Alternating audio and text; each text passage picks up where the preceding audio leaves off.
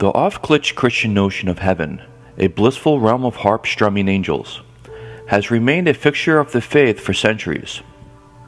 Even as arguments will go on as to who will or won't be saved, surveys show that a vast majority of Americans believe that after death, their souls will instantly ascend to some kind of celestial resting place.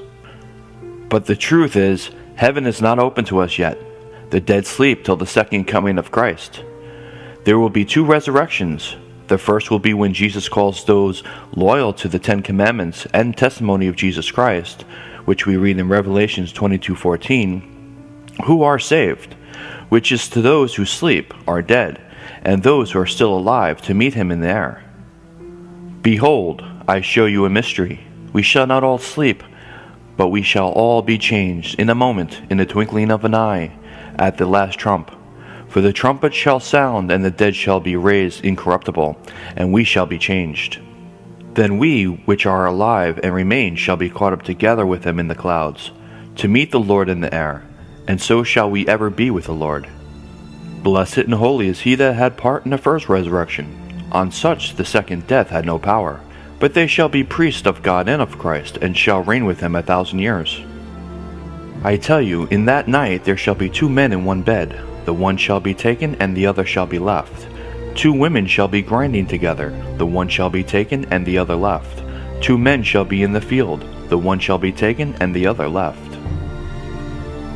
But the rest of the dead lived not again until the 1,000 years were finished. This is the first resurrection.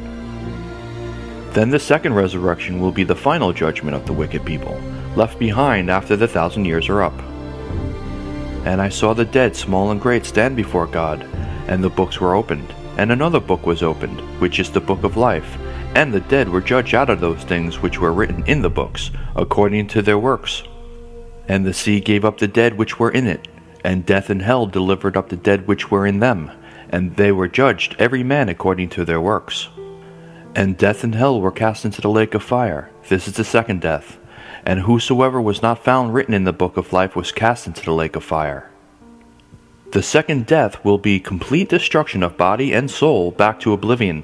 Even hell, which will be the actual earth on fire when the wicked surrounds the city of God, will not burn forever, because God will renew the earth in the end. And they went up on the breadth of the earth, and compassed the camp of the saints about, and the beloved city, and fire came down from God out of heaven, and devoured them. And death and hell were cast into the lake of fire. This is the second death. But the fearful, and unbelieving, and the abominable, and murderers, and whoremongers, and sorcerers, and idolaters, and all liars shall have their part in the lake which burneth with fire and brimstone, which is the second death. Jesus also confirms this in Matthew 10:28, when he says, And fear not them which kill the body, but are not able to kill the soul, but rather fear him which is able to destroy both soul and body in hell. Another confirmation of the wicked being destroyed is in Isaiah 47:14.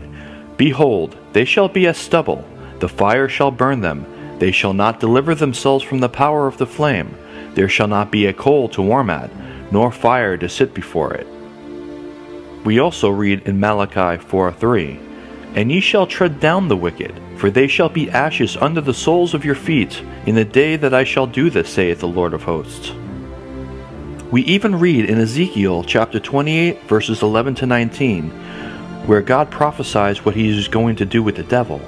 We read in verse 18, I will bring forth a fire from the midst of thee, it shall devour thee, and I will bring thee to ashes upon the earth in the sight of all them that behold thee. After the wicked, which surrounded the city of God, has been burnt up with the devil, God will then create the new earth. And I saw a new heaven and a new earth. For the first heaven and the first earth were passed away, and there was no more sea. And God shall wipe away all tears from their eyes, and there shall be no more death, neither sorrow, nor crying, neither shall there be any more pain, for the former things are passed away. And he that sat upon the throne said, Behold, I make all things new. And he said unto me, Write, for these words are true and faithful. God will even wipe away our memories of the old earth and the wicked people from our minds.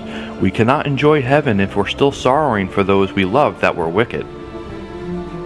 For behold, I create new heavens and a new earth, and the former shall not be remembered, nor come into mind. But as it is written, Eye had not seen, nor ear heard, neither have entered into the heart of man the things which God had prepared for them that love him.